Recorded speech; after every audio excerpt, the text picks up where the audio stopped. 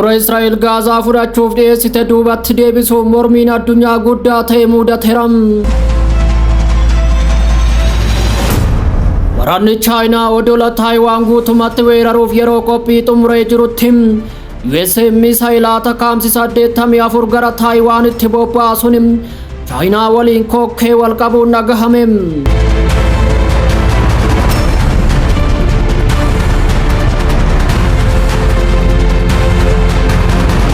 Karoora Israa'el Gaazaa fudhachuuf dhiyeessite duubatti deebisuuf mormiin addunyaa guddaa ta'e Israa'el mudateera. Agayya 8 bara 2025 Israa'el karoora waraana magaalaa Gaazaa guutummaatti to'achuuf ifa gochuun ishee hooggantoota addunyaa fi qaamolee idil addunyaa irraa balaaleffannaa ariifataa ta'ee fi bal'aa ta'e argateera. Tarkaanfiin kun waraana kana hammeessuu fi balaa namoomaa gadi fageessuu akka danda'u akeekkachiisaniiru. Waajjirri ministeera muummee Beniyaamin Netanyaahuu karoora kana kaabinee isaatiin raggaasisuun qaama tattaaffii Hamaas mo'achuuf taasifamaa jiru ta'uu mirkaneesse. Yaada dhiyaate kanaan humnoonni Israa'el magaalaa Gaazaa guutummaatti ni qabatu. Murteen kun kan dhufe waraana Gaazaa waggaa 2 booda yoo ta'u, jiraattonni miliyoona 2 ol hanqina nyaataa hamaa ta'e jala jiru. Namoonni booji'aman ammallee gareewwan hidhattoota Falastiin harka jiru. Hoogganaan mirga namoomaa dhaabbata mootummoota gamtoomanii Volker Turk karoorri kun murtii mana murtii haqaa idil addunyaa Israa'el weerara ishee akka xumurtu murteesse kan cabsuuf furmaata mootummoota lama kan miidhu ta'uu ibsaniiru.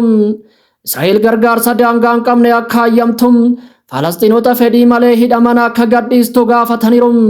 Akkasumas gareewwan hidhatan namoota booji'aman hunda akka bilisa baasan gaafataniiru. Qeeqni magaalota addunyaa gurguddoo irraas kan dhangala'e yoo ta'u, Turkiyyeen karoora kana nagaa irratti rukuttaa cimaa jechuun akeekkachiifte. Addunyaa Falasxiinota humnaan buqqa'an ittisuuf akka tarkaanfii fudhattus gaafattee jirti. Chaayinaan yaaddoo cimaa ibsuun Gaazaan kutaa naannoo Falasxiin addaan hin baane ta'uu dubbachuun hatattamaan dhukaasa dhaabuu gaafatte. Muummichi ministeeraa Biriteen Kiir Staarmer tarkaanfiin kun dogoggora akka ta'eef dhiiga dabalataa akka dhangalaasu akeekkachiisaniiru. Israa'el murtee kana duubatti deebisuun mariidhaaf waadaa akka galtus gaafataniiru. Tarkaanfii qabatamaan gara nagaatti fidu yoo fudhatamne UK'n baatii adoolessaa keessa mootummaa Falasxiiniif beekamtii kennuuf qophii ishee xumuruu irra deebiin mirkaneessaniiru. Dhiibbaan dabalaa dhufuuf mootummaan Israa'el tarsiimoo Gaazaa irratti baasee akka adda guutuu gaafatamaa jira. Haa ta'u malee akeekkachiisa bira darbee tarkaanfii fudhatamu jira moo hin jiru kan jedhu gaafii keessa jira.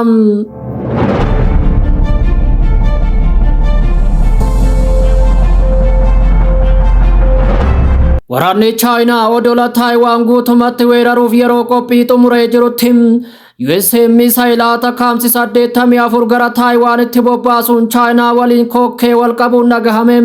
Oduu gabaasa militarii Agayya 7 bara 2025 baheerraa akka mul'atutti Ameerikaan sirna misaayila baalaastikii fageenya gabaabaa humna guddaa qabu ATACMS MG-140 jedhamu gara Taayiwaanitti geessuun tarkaanfii Beejing waraanaaf qophaa'aa jirtuuf deebii haa ta'u jette.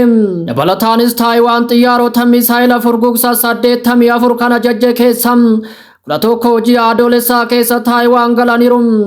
Kutaan MG-142 inni jalqabaa ammoo ji'a Juulaay bara 2025tti hojiirra oole. Meeshaaleen kunneen gadi fageenyaan lafa guddicha Chaayinaa rukutuu kan danda'an yoo ta'u, daqiiqaa muraasa keessatti buufata waraanaa fi buufataalee murteessoo ta'an irratti xiyyeeffachuu danda'u. Dandeettiin isaa Yuukireen keessatti kan mirkanaa'e misaayilli ATACMS amma wiirtuu dorgommii USA fi Chaayinaa keessa galeera. Wanti wallabdee taarifaan jalqabe oggura teekinooloojii fi wallabdee humna galaanaatiin hammaachuun amma sadarkaa misaayila wal jijjiiruu irra gaheera. Doonii waraanaa fi xiyyaaronni waraanaa Chaayinaa guyyaa guyyaan Taayiwaan irra qaxxaamuraa waan jiraniif naannichi balaa guddaa keessa gale jedhame. Yeroo humnoonni gurguddoon lama qarqara galaanatti dhiyaatan addunyaan ilaalaa jirti.